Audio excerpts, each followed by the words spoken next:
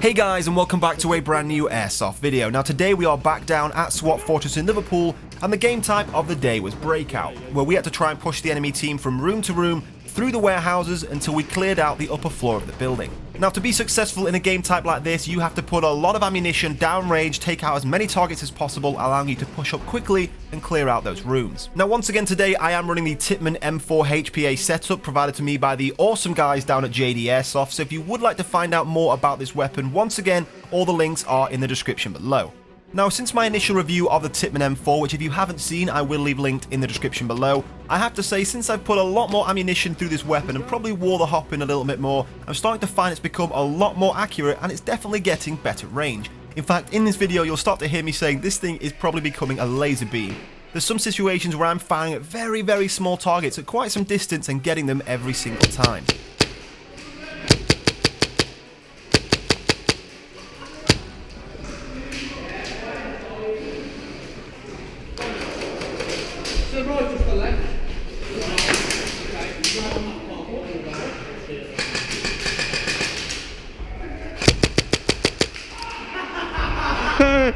So once again today, I want to thank you guys for hitting another milestone. We have just broken through 93,000 subscribers, and at the moment, we're gaining around 300 to 500 subscribers every single day. So we are now well on our way to 100,000 subs. So once again, thank you for all the constant support.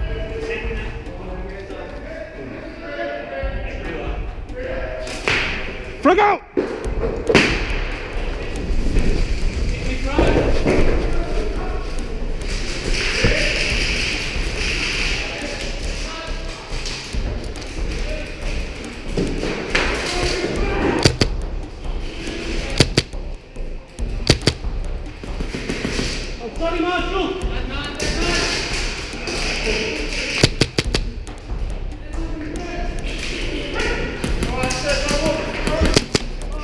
Now, of course, I also want to remind you guys today, if you haven't already voted for the Player Spotlight Award, my channel is up for the Best Airsoft Channel of the Year, the Best Airsoft Video of the Year with my Operation Sledgehammer Night Raid video, and also I personally am up for the Special Player Award. So if you would like to see me winning any of those awards or do think I'm worthy of them, the links to vote for me are down in the description below. It's question 9, 11 and 20, and it only takes a few seconds to do, and of course it would be massively appreciated.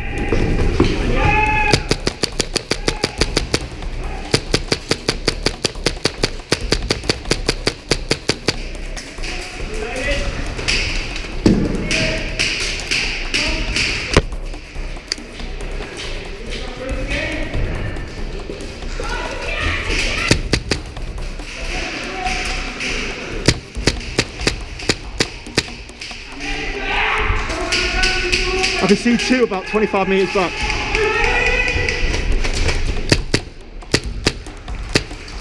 What have we got, Matt? A guy behind this immediate cover, a guy behind the black one, and a guy standing behind the tarpaulin.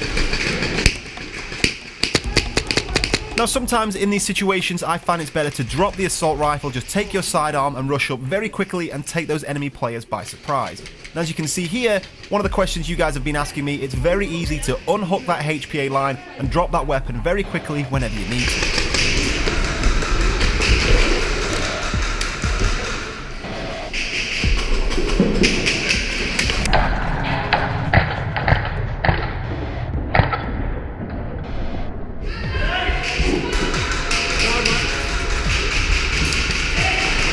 As you can see there, those two guys on the opposite side of that cover had no clue I'd even pushed up to that position, so if you can move fast enough, you can definitely take players by surprise.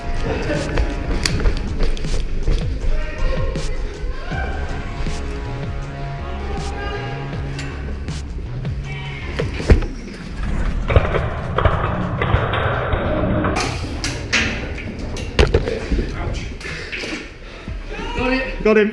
Factory clear! That's how it's done.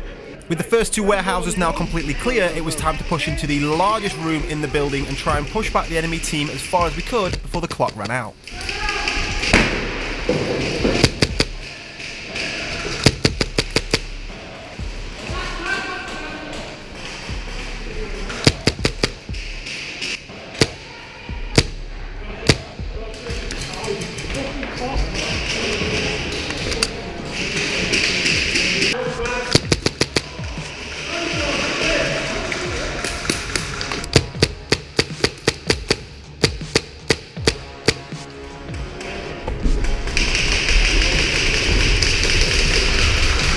Frag out!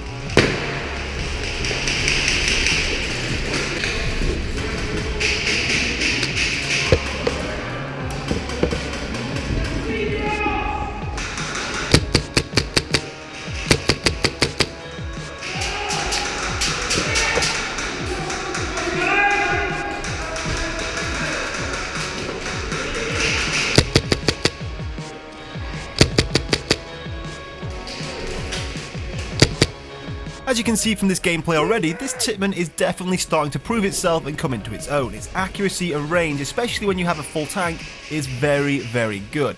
Of course, the only problem with having HPA, every single shot you take, of course, you are using a little bit more air, and that tank is slowly starting to deplete. So after a little while, your range will drop off, and of course your accuracy, as that power drops, will also start to widen. Now, I often get asked, Matt, how do you make your weapons seem so accurate? Now, mainly that isn't actually anything to do with the weapon itself. In fact, as you guys will know, most of my guns are actually just standard. This Tippmann, for example, has had no modifications at all. Most of it is just down to making sure your weapon and sight are very well zeroed and synced together. Now, to do that is pretty easy. All I do usually is try and fire at a target that's probably going to be the same distance you're going to be engaging people at, so maybe 20 to 25 meters. Try and shoot at a dark target so you can see where your rounds are landing. Try and use your torch, it makes it much easier to see those rounds. And then it's just a case of adjusting your red dot until it's perfectly landing exactly where your BBs are. And after that, no matter how great your accuracy of the gun is, if it's zero to your sight, you will get pretty accurate shots out of it.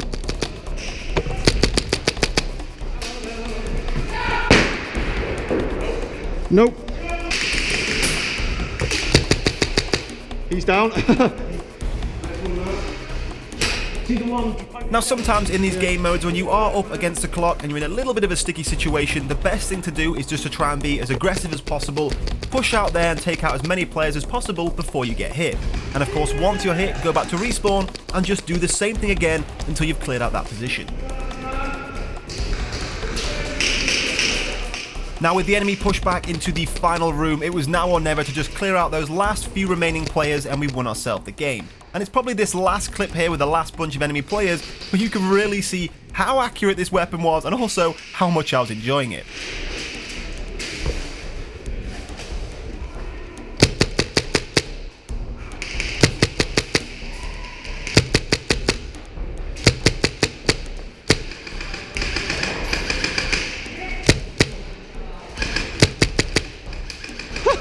This thing's a laser beam! Ah!